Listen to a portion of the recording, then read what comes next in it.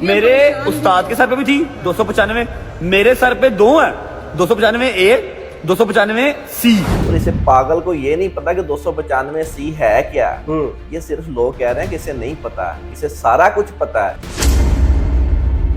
गली का एक कुत्ता उठ के, कोई लोंडा मोहल्ले का उठ के आके तो जो भी इस्लामी कानून है उस पे आके बोलना शुरू किया। देखा नहीं है आपने कि वो खाना काबा शरीफ में जब ये गुफ्तगू कर रहा है तो इसकी आंखों में कोई शर्म है, कोई नदामत है? कुछ भी नहीं है। वो सिर्फ एक फॉर्मेलिटी पूरी कर रहा है। रजब नामी एक शख्स जो कि अपनी माओ बहनों को दिखाकर एक फेम हासिल कर रहा है, कहां से आया ये रजब? किसने इसको प्रमोट किया?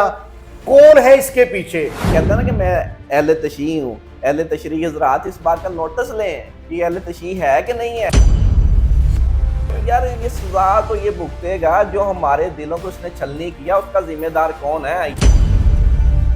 नौवीं फेल है, ठीक है, ना इसे दीन का पता ना इसे दुनिया का पता है, और ये बातें कर रहा है इस्लाम पे। इसमें मशहूर होने के लिए सबसे पहले इसने कहा कि मैं मक्का शरीफ में आया हूँ, मदीना शरीफ में आया हूँ, ना मुझे पाकिस्तान में सुकून मिला, ना मदीना मक्का में सुकून मिला है। ये कहने वाली बातें हैं इसकी। दूसरा, इसने नमाज की बेहरमती की, फिर माफ़ी मांग ली। तीसरा, इसने क्रिश्चियनों को कहा, फिर माफ़ी मांग ली। चौथा, ये 295 ए और 295 सी के बारे में कह रहा है, फिर माफ़ी मांग रहा है। ये सारी चीजें हम बर्दाश्त कर सकते हैं, लेकिन जो 295 सी का मसला है, ये पूरी उम्मत जो है इस टाइम गम में है, वो बर्दाश्त नहीं कर सकती।